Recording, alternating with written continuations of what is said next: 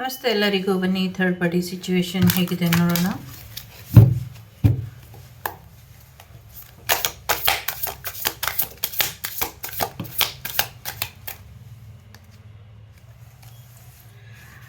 Okay, third party ಸಿಚುವೇಶನಲ್ಲಿ ಏನೋ ಒಂದಷ್ಟು wrong information ನಡೀತಾ ಇದೆ ಅನ್ನುವಂಥದ್ದು ಇದೆ.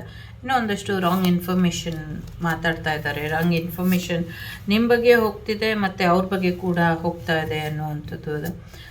ಫೋನ್ ಬಗ್ಗೆ ಆಗಿರ್ಬೋದು, ಸೋಷಿಯಲ್ ಮೀಡಿಯಾ ಥ್ರೂ ನೀವು ಮಾತುಕತೆ ಏನು ಮಾಡಿಸಿದ್ದೀರಾ ಅದಿರಬಹುದು. ಸೊ ಒಂದಷ್ಟು ಮನಿಪ್ಯುಲೇಷನ್ಸ್ ಕೂಡ ನಡೀತಾ ಇದೆ. ಸೊ ನೀವು ಏನು ಮಾಡಬೇಕು ಇವಾಗ, ನಿಮ್ಮನ್ನು ನೀವು ಸರಿಯಾದ ರೀತಿಯಲ್ಲಿ ಎಕ್ಸ್ಪ್ರೆಸ್ ಮಾಡ್ಕೊಳ್ಬೇಕು ಅನ್ನುವಂಥದ್ದು ಇದೆ.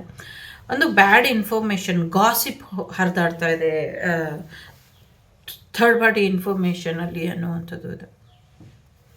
ಒಂದು ಸ್ಟ್ರಾಂಗ್ ವಿಚಾರಗಳು ನಡೀತಾ ಇಲ್ಲ, ಅಥವಾ ಸ್ಟ್ರಾಂಗ್ ಆಗಿ ಡೈರೆಕ್ಟಾಗಿ ಸತ್ಯ ಮಾತಾಡ್ತಾ ಇಲ್ಲ. ಸೊ ಇಲ್ದಿರೋ ಅಂಥ ವಿಚಾರಗಳು, ಊಹಾಪೋಹಗಳು ಜಾಸ್ತಿ ಇದೆ. ಅಥವಾ ನಿಮ್ಮ ಬಗ್ಗೆ ಅಥವಾ ಅವ್ರ ಬಗ್ಗೆ ನಿಮಗೆ ಸಿಕ್ಕಿರೋ ಅಂಥ ಇನ್ಫಾರ್ಮೇಷನ್ ಕೂಡ ರಾಂಗ್ ಇರಬಹುದು, ಅವರಿಗೆ ನಿಮ್ಮ ಬಗ್ಗೆ ಸಿಕ್ಕಿರುವಂಥ ಇನ್ಫಾರ್ಮೇಷನ್ ಕೂಡ ರಾಂಗ್ ಇರಬಹುದು.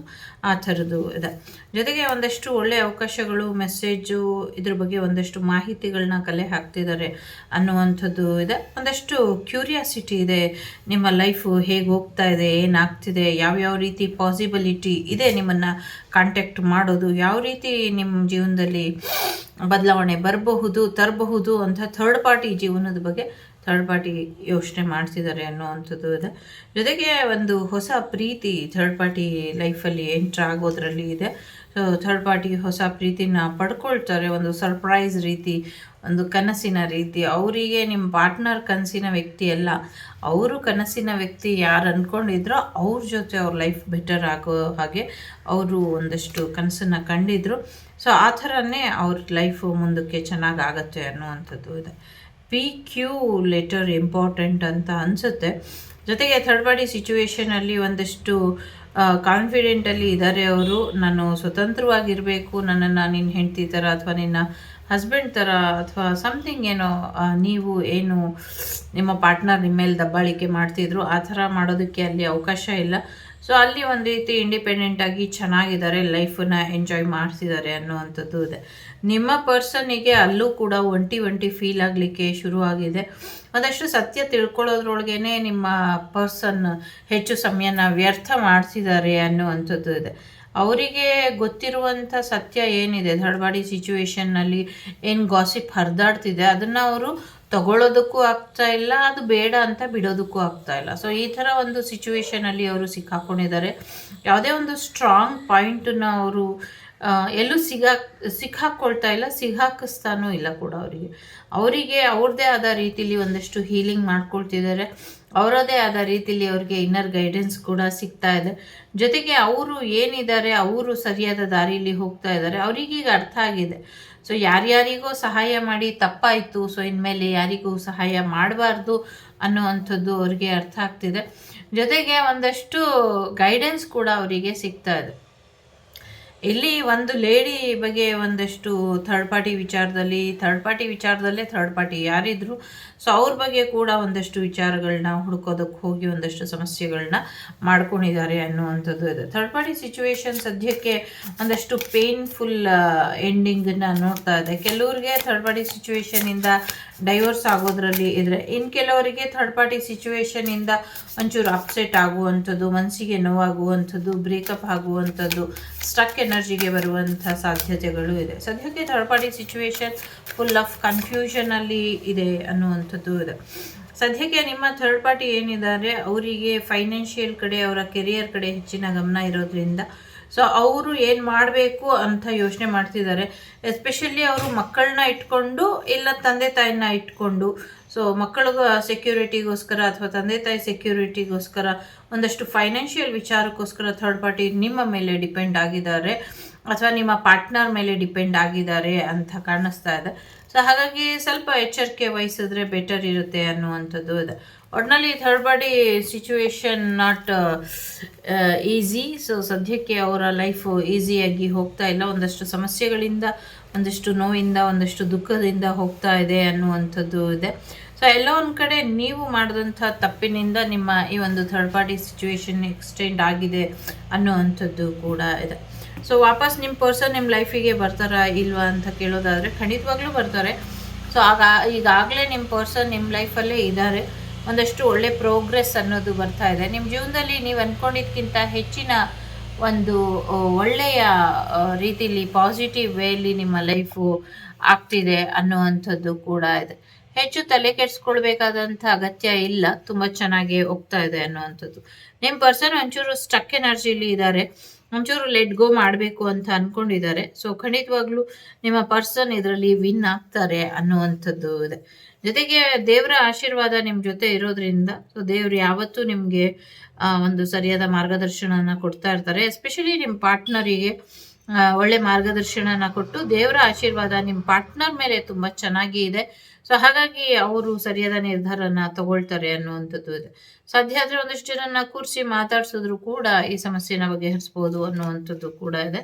ಜೊತೆಗೆ ನಿಮ್ಮ ಪಾರ್ಟ್ನರು ಒಂದು ಒಳ್ಳೆ ಫೈನಾನ್ಷಿಯಲ್ ಸ್ಟೇಟಸ್ ಬಗ್ಗೆ ಯೋಚನೆ ಮಾಡ್ತಿದ್ದಾರೆ. ಸೊ ಬೇರೆ ಪರ್ಸನ್ ಬಗ್ಗೆ ನಿಮ್ಮ ಪಾರ್ಟ್ನರ್ಗೆ ಇಂಟ್ರೆಸ್ಟ್ ಬಂದಿದೆ. ಸೊ ಅವರಿಗೆ ಥರ್ಡ್ ಪಾರ್ಟಿನೂ ಬೋರ್ ಆಗಿದ್ದಾರೆ, ನೀವು ಬೋರ್ ಆಗಿದ್ದೀರಾ. ನ್ಯೂ ಪರ್ಸನ್ ಯಾರಾದರೂ ಸಿಗ್ತಾರಾ ಅಂತ ವೆಯ್ಟ್ ಮಾಡ್ತಿದ್ದಾರೆ. ಅಂಥ ಒಂದು ಚಾನ್ಸ್ ಕೂಡ ಇದೆ. ನಿಮ್ಮ ಪಾರ್ಟ್ನರ್ ಎಲ್ಲೋ ಪ್ರಯಾಣ ಹೋಗೋದ್ರ ಕಡೆ ಹೆಚ್ಚಿನ ಗಮನನ ಕೊಡ್ತಿದ್ದಾರೆ. ಜೊತೆಗೆ ಒಂದಷ್ಟು ಒಳ್ಳೆಯ ವಿಚಾರಗಳನ್ನ ಯೋಚನೆ ಮಾಡಬೇಕು, ಒಬ್ಬ ಜವಾಬ್ದಾರಿಯುತ ವ್ಯಕ್ತಿ ಆಗಬೇಕು ಅನ್ನೋದು ಕೂಡ ಯೋಚನೆ ಮಾಡ್ತಿದ್ದಾರೆ. ಸದ್ಯಕ್ಕೆ ನಿಮ್ಮ ಪರ್ಸನ್ ಏನಿದ್ದಾರೆ ನಿಮ್ಮ ಫ್ಯಾಮಿಲಿ ಕಡೆ, ಫ್ಯಾಮಿಲಿ ಆಸ್ತಿ ಅಂತಸ್ತು ಅಥವಾ ಹಣ ಸಂಪಾದನೆ ಕಡೆ ಅಥವಾ ಪೂರ್ವಾರ್ಜಿತ ಆಸ್ತಿ ಕಡೆ, ಫ್ಯಾಮಿಲಿ ಕಡೆ ಹೆಚ್ಚಿನ ಗಮನ ಕೊಡಬೇಕು ಅಂದ್ಕೊಂಡು ಅವರು ಮುಂದುವರಿಸ್ಕೊಂಡು ಬರ್ತಿದ್ದಾರೆ ಅನ್ನುವಂಥದ್ದು ಇದೆ. ತಂದೆ ತಾಯಿ ತುಂಬ ಇಂಪಾರ್ಟೆಂಟ್ ಇದ್ದಾರೆ. ಸೊ ಹಾಗಾಗಿ ಅವರು ಹೆಚ್ಚು ತಂದೆ ತಾಯಿ ಕಡೆ ಗಮನನ ಕೊಡಬೇಕು ಅಂತ ಅನ್ಕೊಂಡಿದ್ದಾರೆ. ಒಂದು ರಿಲೇಶನ್ಶಿಪ್ ಎಂಡ್ ಆಗುತ್ತೆ, ಖಂಡಿತವಾಗ್ಲೂ ಎಂಡ್ ಆಗತ್ತೆ. ಸೊ ಈಗ ನೀವೇನ್ ಮಾಡಬೇಕು ನೋಡುವ.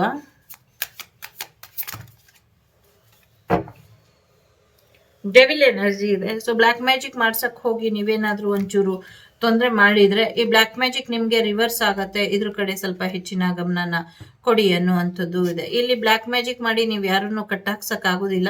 ಸೊ ಏನಾದ್ರೂ ಕಟ್ ಹಾಕ್ಸಿದ್ರೆ ಅದೆಲ್ಲವೂ ಕೂಡ ನಿಮ್ಗೆನೆ ಯೂಟರ್ನ್ ನೋಡ್ಕೊಂಡು ರಿಟರ್ನ್ ಬರುತ್ತೆ ಅನ್ನುವಂಥದ್ದು ಕೂಡ ಇದೆ. ಒಂದಷ್ಟು ನೆಗೆಟಿವಿಟಿ ಮಾಡಿದೀರಾ, ಒಂದಷ್ಟು ಬ್ಲ್ಯಾಕ್ ಮ್ಯಾಜಿಕ್ ಮಾಡಿದೀರಾ. ಈ ಬ್ಲ್ಯಾಕ್ ಮ್ಯಾಜಿಕ್, ಈ ನೆಗೆಟಿವಿಟಿ ನಿಮ್ಮನ್ನೇ ಕಟ್ ಹಾಕಿದೆ ಅನ್ನುವಂಥದ್ದು ಕೂಡ ಇದೆ. ನೆಗೆಟಿವ್ ಥಾಟ್ಸ್ ಇಂದ ಹೊರಗೆ ಬರ್ರಿ, ನಿಮ್ಮ ಸೆಲ್ಫ್ ರಿಸ್ಟ್ರಿಕ್ಷನ್ ಇಂದ ಹೊರಗೆ ಬನ್ನಿ ಅನ್ನುವಂಥದ್ದು ಇದೆ. ಮೆಂಟಲಿ ಒಂದಷ್ಟು ಸಾಕ್ಷಿಗಳು ನಿಮ್ಮ ಜೊತೆ ಇದೆ. ಸೊ ನಿಮಗೆ ಗೊತ್ತಿದೆ ಯಾರು ಒಳ್ಳೇದು, ಯಾವ್ದು ಕೆಟ್ಟದು, ಯಾವುದು ಟಾಕ್ಸಿಕ್ಕು, ಯಾವುದು ಒಳ್ಳೇದು. ನಿಮ್ಮ ಬಿಹೇವಿಯರ್ ಹೇಗಿರಬೇಕು ಅನ್ನೋದು ತುಂಬಾ ಮುಖ್ಯ. ಇಲ್ಲಿ ಕೋಪದಲ್ಲಿ ಕುಯ್ಕೊಂಡ ಮೂಗು ಆಮೇಲೆ ಬರೋದಿಲ್ಲ. ಮಿಕ್ಕಿದ್ದು ನಿಮ್ಮ ಜೀವನ, ನಿಮ್ಮ ಇಷ್ಟ. ಸೊ ಎಸ್, ಒಂದಷ್ಟು ಪಾಸ್ಟ್ ಲೈಫ್ ಎನರ್ಜೀಸ್ ಇದೆ. ಸೊ ಒಂದಷ್ಟು ಪಾಸ್ಟ್ ಲೈಫ್ ಕರ್ಮ ಇದೆ. ಇದರಿಂದ ಒಂದಷ್ಟು ಸಮಸ್ಯೆಗಳಾಗ್ತಾ ಇರೋದು. ಸೊ ಹಾಗಾಗಿ ಏನು ಮಾಡೋದಕ್ಕಾಗೋದಿಲ್ಲ. You have to face it.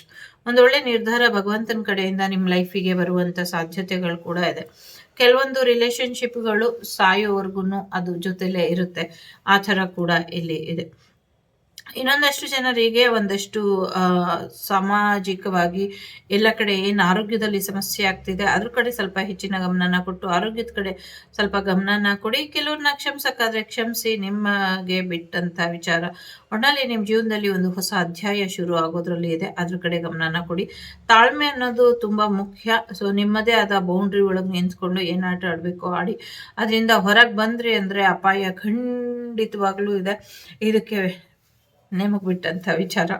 ಜೊತೆಗೆ ದುಡ್ಡು ಬರುವಂಥ ಸಾಧ್ಯತೆ ಇದೆ. ಸಿಂಗಲ್ ಪೇರೆಂಟ್ ಆಗಿದ್ರೆ ಪ್ರೆಗ್ನೆನ್ಸಿ ಬರುವಂಥ ಸಾಧ್ಯತೆ ಇದೆ. ನಿಮಗೆ ತುಂಬ ಚೆನ್ನಾಗಿ ಮುಂದಿನ ದಿನಗಳು ಆಗುತ್ತೆ. ಫೈನಾನ್ಷಿಯಲಿ ಕೂಡ ಸಕ್ಸಸ್ ಇದೆ. ಸೊ ಇದಿಷ್ಟು ನಿಮಗೆ ಬಂದಂಥ ಮಾಹಿತಿ. ಭರವಸೆನ ಕಳ್ಕೊಬೇಡಿ. ಎಸ್ ಆರ್ ನೋ ನೋಡೋಣ. ಇದನ್ನ 3 ಸತಿ ಶಫಲ್ ಮಾಡ್ತೀನಿ. 3 ಪ್ರಶ್ನೆ ಇಟ್ಕೊಳ್ಳಿ. 3 ಪ್ರಶ್ನೆಗೆ ಏನು ಉತ್ತರ ಬರುತ್ತೆ ನಿರ್ಧಾರ ತಗೊಳ್ಳಿ. ರೆಡಿ? ಮೊದಲನೇದು ಸಾರಿ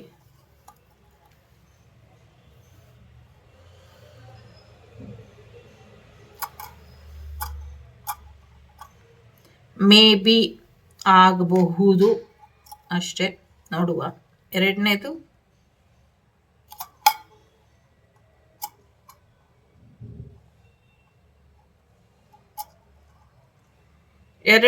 ಕೂಡ ಮೇ ಬಿ ಇದೆ.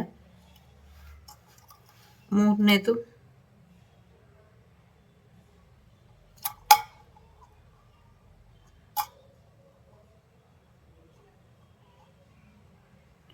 ಮೂರನೇದು ಡೆಫಿನೆಟ್ಲಿ ಇದೆ. ಸೊ ಡೆಫಿನೆಟ್ಲಿ ಆಗುತ್ತೆ ಅನ್ನೋವಂಥದ್ದು ಇದೆ. ಸೊ 6, 3, 9, 8, 7, 10, 15, 8 ನಂಬರ್ ಇಂಪಾರ್ಟೆಂಟ್ ಅಂತ ಅನ್ನಿಸ್ತಾ ಇದೆ. So fire sign, water sign ಕೂಡ ಇದೆ.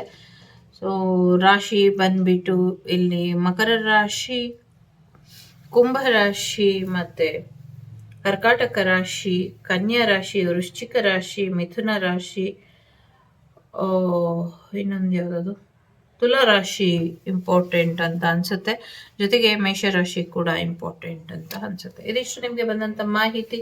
ಇಷ್ಟ ಆಯಿತು ಅಂತ ಅನ್ಕೊಳ್ತೀನಿ. ಇಷ್ಟ ಆದರೆ like, share and subscribe Vagdevi Kannada channel. ನಾನು ನಿಮ್ಮ ಅಭಿಮಾನಿ ಕಮಲಾಕ್ಷಿ. ಸಿಗ್ತೀನಿ ಮುಂದಿನ ವಿಡಿಯೋಲಿ. ಟೇಕ್ ಕೇರ್, ಬಾಯ್, ನಮಸ್ತೆ.